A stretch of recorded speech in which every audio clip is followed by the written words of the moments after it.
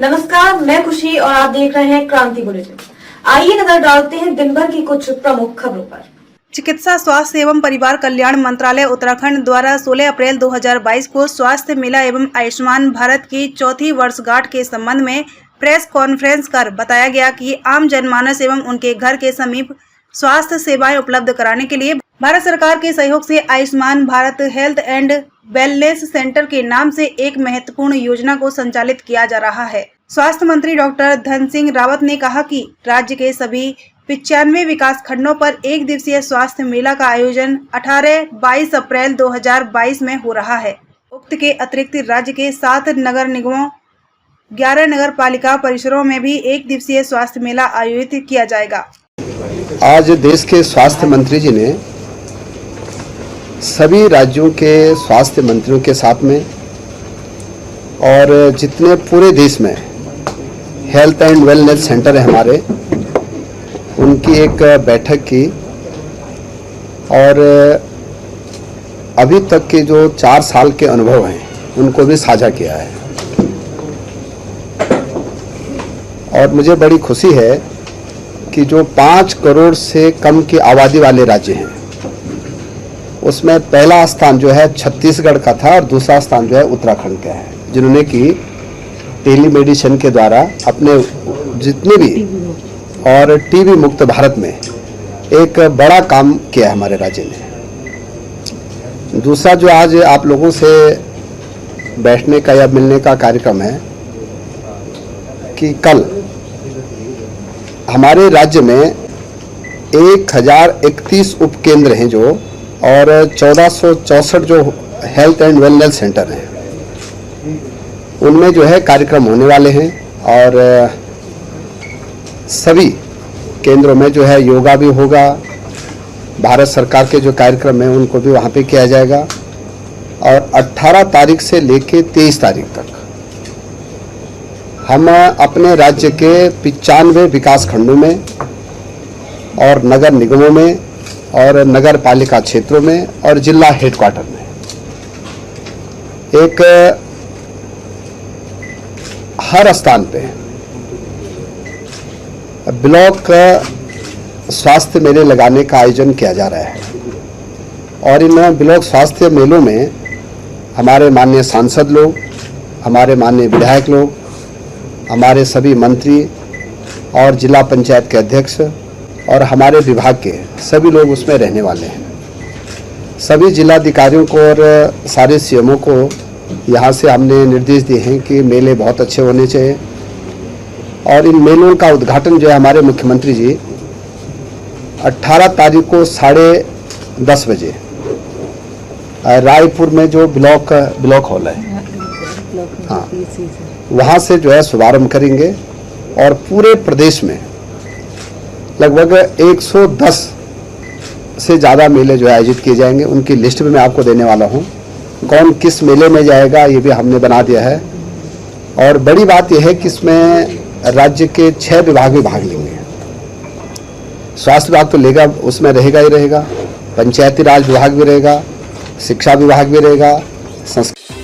मुनिकीरेती थाना अंतर्गत नियमों की अनदेखी कर गंगा में दिन ढलने के बाद राफ्टिंग करा रहे 2 संचालकों पर पुलिस ने एक्शन लिया है। पुलिस ने पर्यटन अधिकारी की मौजूदगी में संचालकों के जहां चालान काट जुर्माना वसूल किया, वहीं उनकी राफ्ट भी जब्त में लेकर सीज कर दी है। प्रभारी निरीक्षक रितेश शाह ने संचालकों को फटकार लगाते हुए फिर से ऐसी गलती नहीं करने की चेतावनी भी दी है।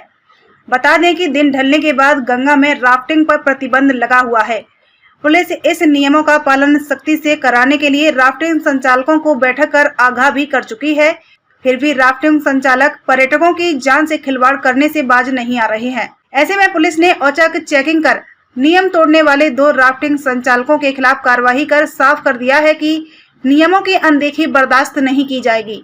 मुनिकीरेती थाना प्रभारी निरीक्षक रितेश शाह ने बताया कि पुलिस समय समय पर औचक चेकिंग कर नियम तोड़ने वाले राफ्टिंग संचालकों के खिलाफ इस प्रकार की कार्यवाही करती रहेगी। थाना मुनिकीरेती पुलिस द्वारा कल 2 राफ्ट सीज की गई हैं और टूरिज्म ऑफिसर जो हैं उनको बुला के उनके सुपुर्द की गई। और अभी कुछ दिनों पहले ही जो हमारे राफ्ट ऑपरेटर्स हैं उनके साथ एक जॉइंट मीटिंग हुई थी, जिसमें विभिन्न जो टूरिज्म का हमारा सीज़न है इसको लेके जो वार्ता की गई उसमें एक निर्देश ये दिया गया था कि सूर्यास्त के बाद में किसी भी प्रकार की राफ्टिंग नहीं होगी।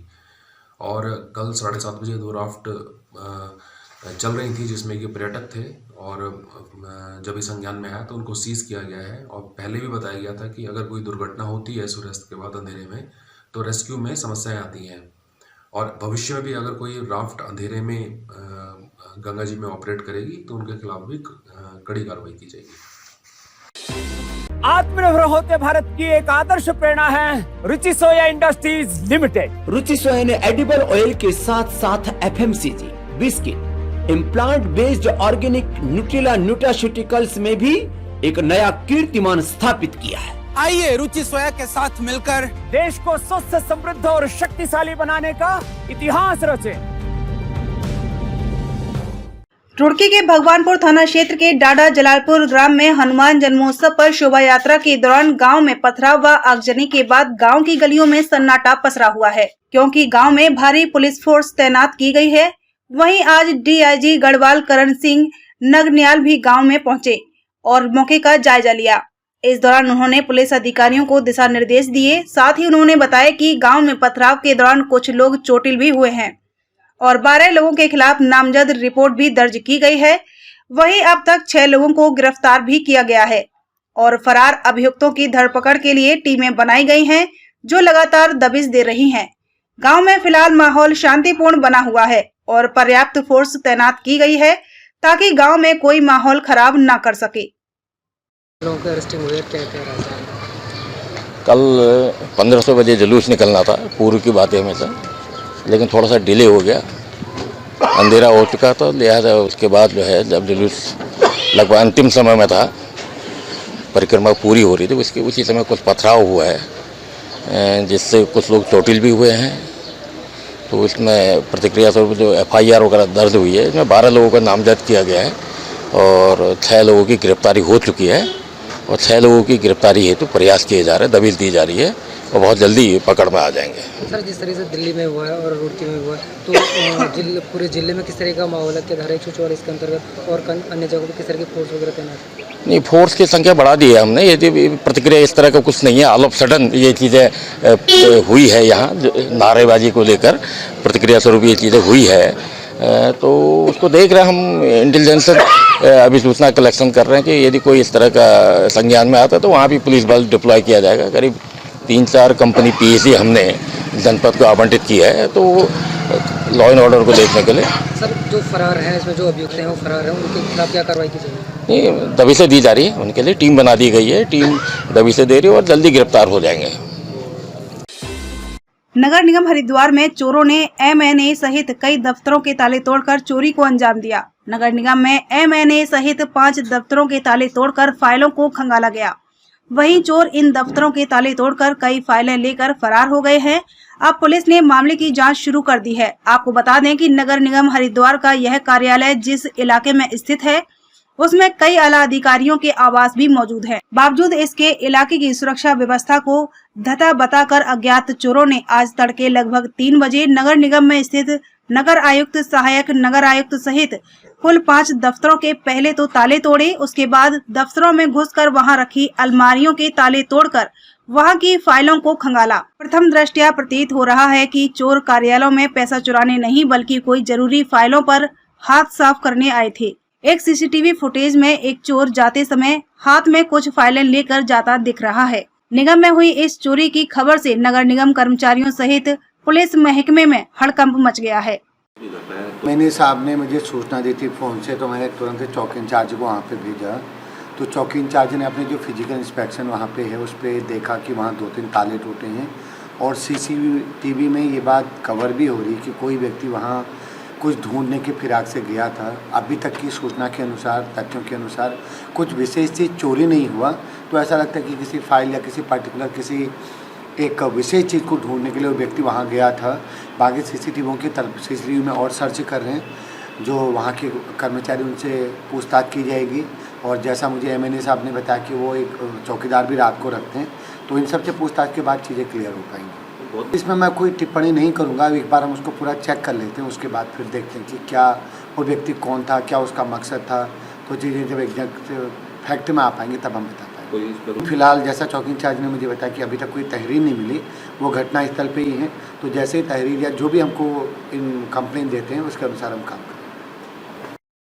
सहायक नगर आयुक्त वो मेरा नाम देसा राठौर है, मैं टैक्स विभाग में टीसी का। देखिए रात को तो जैसा पता चला है हमें कि ये 2-2:30 बजे के करीब की बात है। 2 से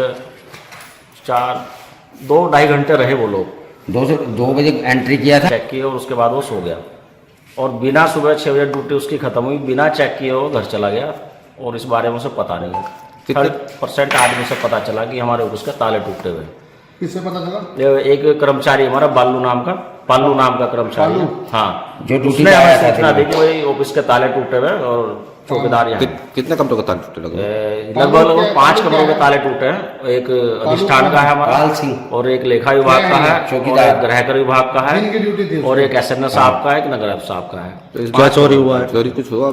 चोरी क्या, सब फाइलों में छेड़छाड़ हो रखी है, और सब अलमारी को ताले टूटे जैसा आप देख रहे हैं। और अभी हम लोग टाइम लगेगा थोड़ा, एकदम से बता नहीं सकते हम लोग कि क्या गायब हुआ है। अभी हमें भी टाइम लगेगा देखने में कौन सी फाइल कहाँ गायब हुई। नशे की लत में पड़कर युवा चोरी, लूटपाट, चैन स्नैचिंग जैसे अपराधों में लिप्त हो रहे हैं। युवाओं की इस जीवन शैली का समाज पर गहरा असर पड़ रहा है। हंसते खेलते परिवार जहां बर्बाद हो रहे हैं, वहीं खुद युवा मुख्य धारा से कटकर अपने जीवन को बर्बाद कर रही है। महेंद्र रविंद्रपुरी क्रिएशन ने ऐसे भटके हुए युवाओं को रास्ते पर लाने की एक सोशल मुहिम शुरू की है। इसके अंतर्गत महेंद्र रविंद्रपुरी क्रिएशन के तहत एक शॉर्ट फिल्म का निर्माण किया जाएगा। इस शॉर्ट फिल्म का उद्घाटन श्री महेंद्र रविंद्रपुरी अध्यक्ष अखिल भारतीय अखाड़ा परिषद के कर कमलों से पंचायती अखाड़ा श्री निरंजनी के प्रांगण में संपन्न हुआ। महेंद्र रविंद्रपुरी ने इस अवसर पर कहा कि नशा समाज के लिए जहर के समान है। नशा करने वाला युवा अपराध तो करता ही है, साथ ही अपने परिवार को भी बर्बादी के कगार पर पहुंचा देता है। युवाओं को मुख्य धारा से जोड़ने के लिए इस फिल्म के माध्यम से सोशल मुहिम चलाई जाएगी। इस अवसर पर फिल्म में मुख्य किरदार निभाने वाले डॉक्टर सुनील कुमार वत्रा प्राचार्य SMJNPG कॉलेज ने किया और उन्होंने बताया कि फिल्म में नशे के दुष्प्रभाव के बारे में दर्शाया जाएगा। इसके दुष्परिणामों में नशे की लत लगने पर जहां व्यक्ति चोरी करने लगता है, वहीं नशा करके वाहन चलाने पर दुर्घटना का शिकार हो जाता है। समय था हरिद्वार में, उस समय आपने वो जो नशा का जो प्रचार हुआ था, प्रसार हुआ था, बहुत ज़्यादा हुआ है। परंतु ये भी सत्य है कि आपने देखा होगा हरिद्वार में, चाहे वो हमारे साधु संत हो या गृहस्थी हो, जो भी कोई व्यक्ति है, मैं समझता हूँ हर कोई व्यक्ति इस समय हरिद्वार में करीबन 20-25% लोग ऐसे हैं जो नशा करते हैं। उस नशे में आपका गांजा है, सुल्फा, अफीम है, भांग है, कहीं नाना प्रकार के नशा उसमें है। तो हमारा छोटा सा प्रयास एक फिल्म बनाने जा रही है जिसमें ये है कि भाई जो नशा है, नशा जीवन के लिए अच्छा नहीं है, जीवन को हानि पहुंचाता है। हमारा छोटा सा एक प्रयास है, छोटी सी फिल्म हमने इसके लिए बनानी शुरू कर दी। क्या शॉर्ट फिल्म बना रहे हैं? किस तरह? देखिए, इसके बारे में आपको ज़्यादा जानकारी हमारे बत्रा जी बताएंगे कि जो फिल्म का इसमें हमारे आप जो है फिल्म में रोल निभा रही है, हमारे पुरुषोत्तम जी है, हमारे भोला जी है, सभी इसमें फिल्म में मिलके छोटी सी मतलब एक प्रयास है हरिद्वार में कि नशा मुक्त हो जाए, हरिद्वार नशा मुक्त हो जाए। ठीक। और भैया किस तरह की चीज़ें हैं बताइए, फिल्म पूरी फिल्म में, शॉर्ट फिल्म में क्या है? ये एक 20 से 25 मिनट की जो है एक शॉर्ट फिल्म को जो है बनाने का प्रयास किया जा रहा है। और जैसा कि श्रद्धेय महेंद्र श्री रविंद्रपुरी जी ने आपको बताया कि हरिद्वार में जिस तरह से युवा वर्ग और समाज के विभिन्न तबके के लोग जो है विभिन्न प्रकार के नशे का प्रयोग कर रहे हैं, और उस नशे के प्रयोग के द्वारा न केवल उनका जीवन खराब होता है, बल्कि वो जो उनके जो परिवार हैं, वो परिवार भी जो हैं उनको भी इस नशे के कारण जो है सहना पड़ता है। तो हमारा एक ये प्रयास रहेगा कि हम इस बुराई को न केवल हरिद्वार से दूर करें, बल्कि इस बुराई को हम चाहते हैं कि उत्तराखंड से इस बुराई को दूर करें, और उसके साथ साथ देश में जहां पर भी नशे के बारे में बात होती है, युवा वर्ग जहां एक और नशे की ओर बढ़ रहा है, तो हमारा यह प्रयास रहेगा कि इस फिल्म के माध्यम से उनको एक संदेश जाए कि भाई ये जो है नशा नहीं करना है, इससे शरीर का तो नाश होगा ही होगा, वहीं दूसरी ओर परिवारों को भी इसकी जो खामियाजा है वो भुगतना पड़ता है। अब तक के लिए बस इतना ही। मिलते हैं फिर ऐसी बड़ी खबरों के साथ। तब तक के लिए नमस्कार और देखते रहिए क्रांति बुलेटिन।